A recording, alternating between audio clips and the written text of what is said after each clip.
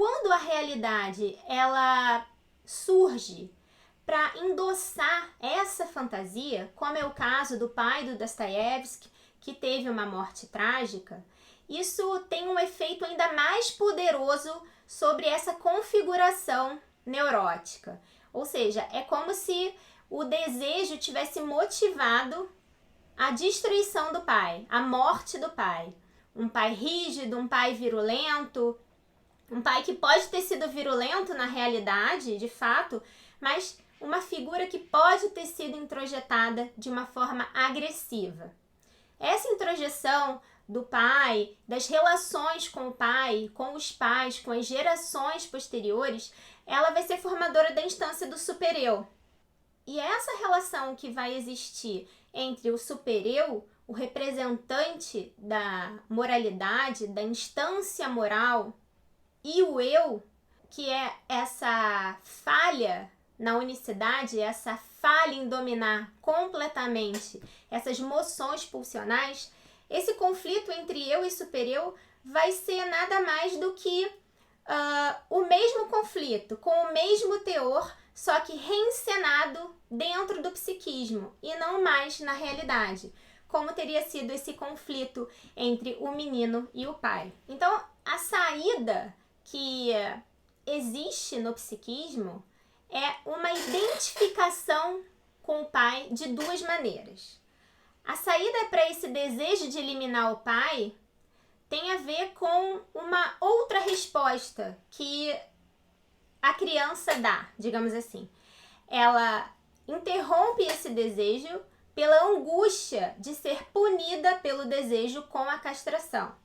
Então, desejar a morte do pai para possuir a mãe vai ser um desejo barrado pelo medo de ser punido com a castração por esse desejo. Então, aqui é um outro conceito fundamental para a psicanálise da angústia de castração, e é pela angústia de castração que o sujeito vai sair dessa questão edípica, para proteger a própria virilidade. Ou seja, a angústia de castração, ela resume a identificação do menino com o pai. Mas para Freud existe também uma outra saída nessa identificação com o pai. Essa saída que vai então dar conta da formação da identidade de cada um, do eu. Ela seria uma identificação com a feminilidade. Ou seja, em lugar de rivalizar com o pai, odiar o pai, o sujeito poderia se inclinar para uma tendência mais passiva. E é aí que o Freud localiza o masoquismo do Dostoiévski. Ele diz que essa neurose tem esses dois elementos e que o elemento mais forte no Dostoiévski seria esse elemento de identificação com uma postura passiva feminina. Ou seja, o lugar de ser desejado pelo pai, de ser objeto do pai.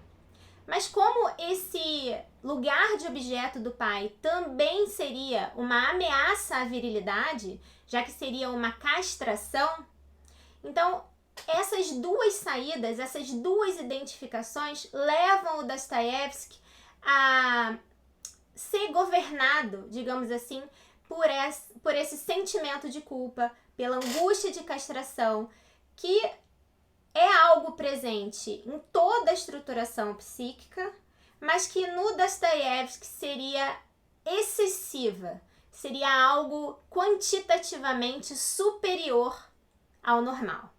E aqui a gente precisaria também de alguns recursos presentes no texto O Problema Econômico do Masoquismo. É um texto muito bom, de 1924, e ele fala sobre toda essa relação entre atividade e passividade. E é claro que muitas feministas, ou até não feministas, vão se incomodar aqui com essa associação da postura passiva à postura feminina, a essa inclinação para o lado da feminilidade, mas aqui ele está falando exatamente sobre essa diferença entre os sexos, sobre o ter ou não ter o pênis. Esse elemento, esse órgão aí tem uma importância simbólica, uma importância psíquica muito grande, né? É isso que para o Freud tem a ver com a estruturação da personalidade, a estruturação do eu. Quer a gente goste ou não goste, concorde ou não, essa é a forma como ele concebe a formação do homem e da mulher. Então vamos continuar. É assim que o ódio pelo pai ele é recalcado no domínio do inconsciente. E o que vem nesse lugar seria o sentimento de culpa. O sentimento de culpa pelo desejo de matar o pai, o desejo de parricídio, que é fundamental. Mas no caso do Dostoiévski, a morte do pai real dele enfatizou esse sentimento de culpa. É como se esse sentimento de culpa, na base da sua identificação com o pai, ele recrutasse toda essa passividade, esse desejo de se colocar em situações humilhantes, que depois a gente vai ver mais tarde. Eu sei que é uma parte bastante complicada e a gente pode discutir mais sobre isso em alguns outros vídeos, mas para evitar que esse vídeo fique maior do que ele já está, eu vou interromper aqui essa discussão para passar a essa parte em que o Freud vai discutir um pouco melhor isso nos Irmãos Karamazov. Vamos guardar então aqui 2 elementos de base da neurose do Dostoiévski. O primeiro é um pai da realidade violento, um pai muito duro que merece ser eliminado, que merece ser morto. E esses componentes passivos da sexualidade, da sua inclinação à feminilidade, que teriam sido então substituídos pela angústia de castração. Então, os seus primeiros ataques de morte eram ataques que revelavam essa identificação com o pai. Só que eram ataques que, vejam vocês, eles realizavam o desejo de ser como o pai e, ao mesmo tempo, realizavam a necessidade de autopunição. Eu vou ser como meu pai, mas eu vou ser um pai morto. Esse é o grande traço masoquista, é esse gozo, essa satisfação num lugar de sofrimento, num lugar de morte, de inexistência. Então, o desejo de eliminar o pai, ele vai ser punido por essa identificação com o pai morto. Então, um outro aspecto que é bastante complexo, mas também é muito importante aqui para a nossa análise do Freud sobre a vida e o comportamento do Dostoiévski é esse elemento dúbio. São essas 2 saídas pelo lado do sentimento de culpa e pelo lado da inclinação à feminilidade e o masoquismo. Isso aqui vai ser muito importante. E essa questão do masoquismo como a satisfação de um desejo e ao mesmo tempo a punição é extremamente importante. Guardem isso. A questão do masoquismo no Freud vai estar extremamente ligada a uma satisfação que é também punição. Não é bem uma satisfação pela metade, mas é uma satisfação que vem da punição por um desejo, pelo desejo de parricídio nesse caso. E agora, como tudo isso vai se expressar posteriormente na vida do Dostoiévski? Primeiro, ele vai aceitar uma punição injusta, já que ele apenas frequentava essas reuniões do círculo de Petrashevsky. Ele vai aceitar a punição do czar e o czar vai ocupar ali um lugar de substituto do pai. Essa autoridade política nacional que vai puni-lo vai substituir a sua necessidade de autocastigo.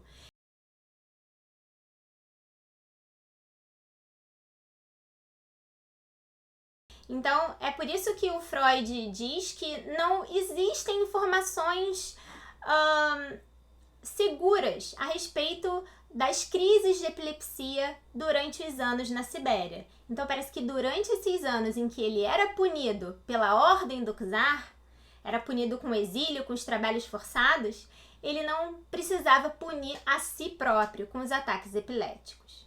Ao passo que, quando ele saiu, os ataques voltaram cada vez com maior intensidade.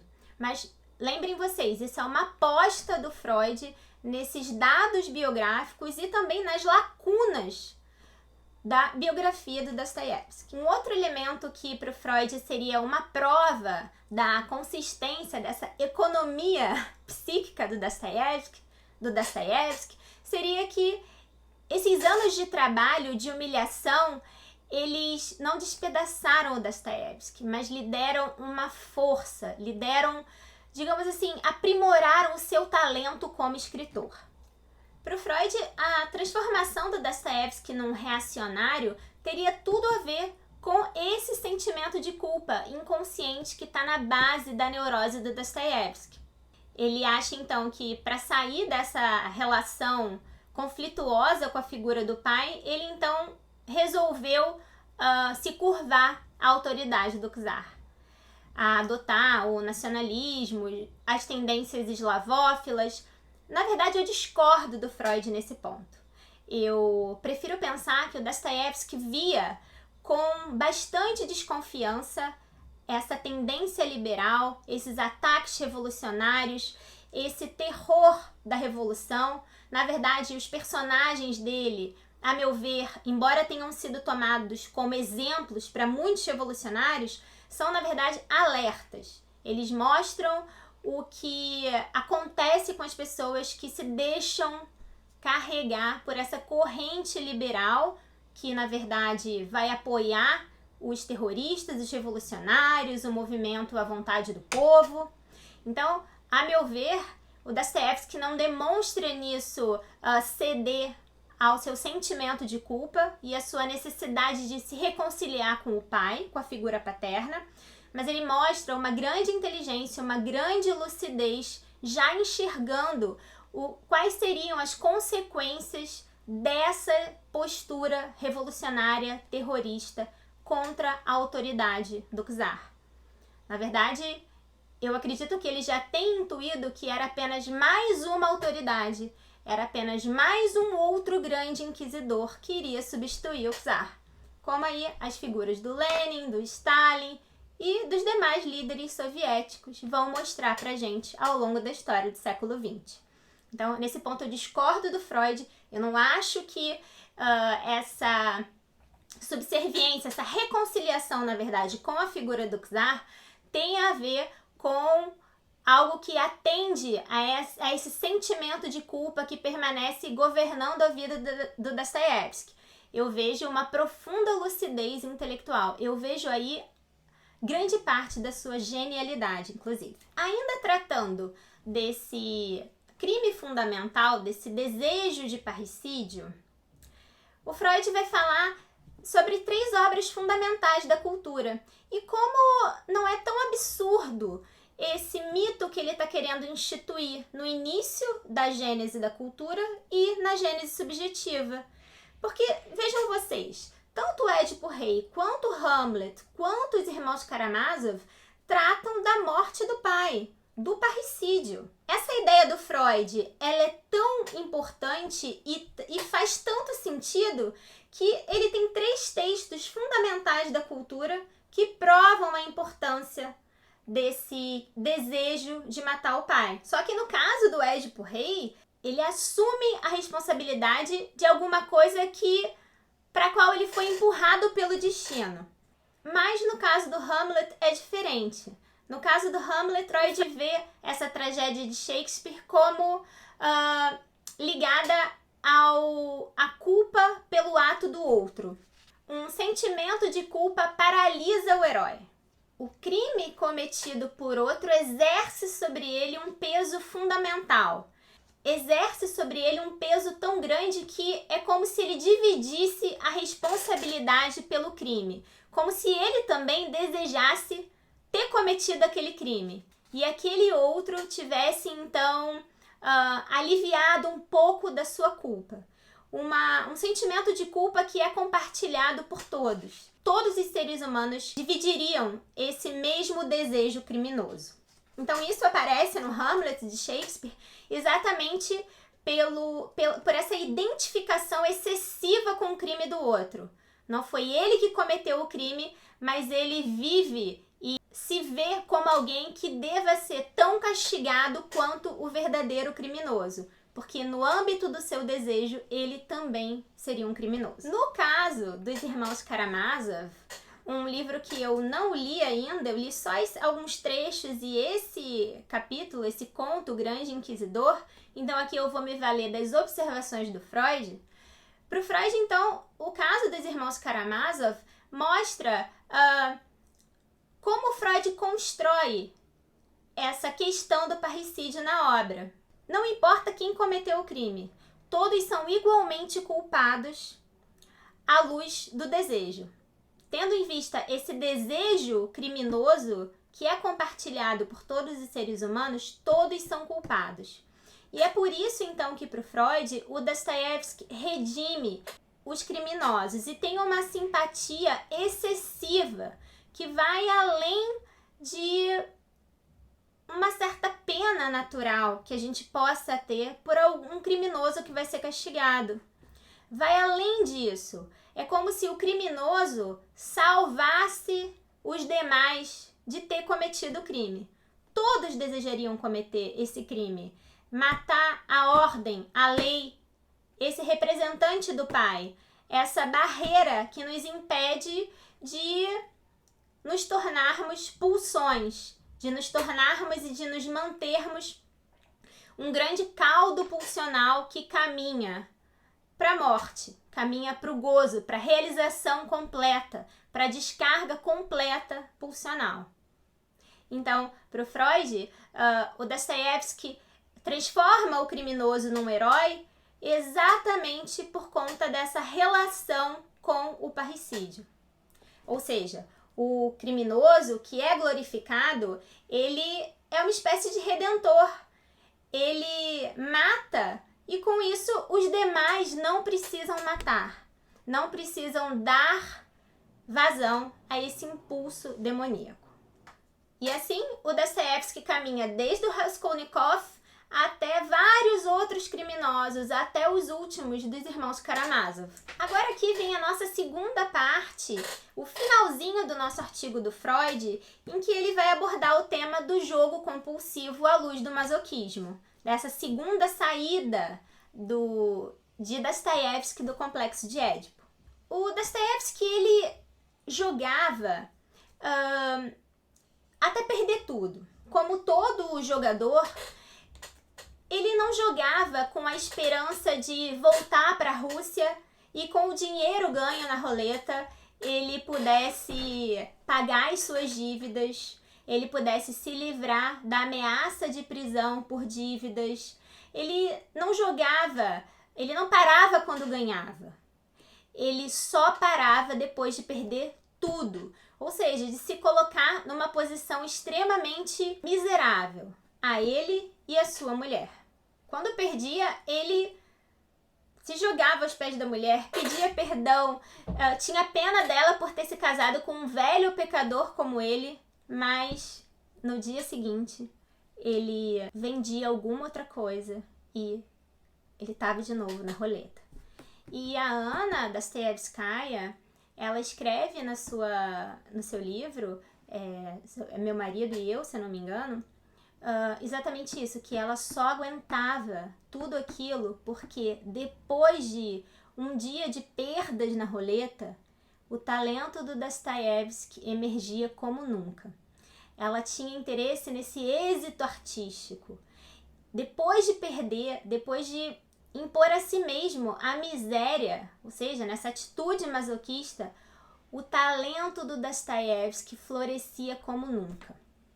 Ele escrevia como nunca, ele produzia como nunca e sempre depois de uma perda enorme de todos os seus recursos, surgia uma grande obra, surgia uma obra do gênio que foi o Dostoiévski. Aqui nessa partezinha final, o Freud então lança a mão desse elemento da compulsão pelo jogo.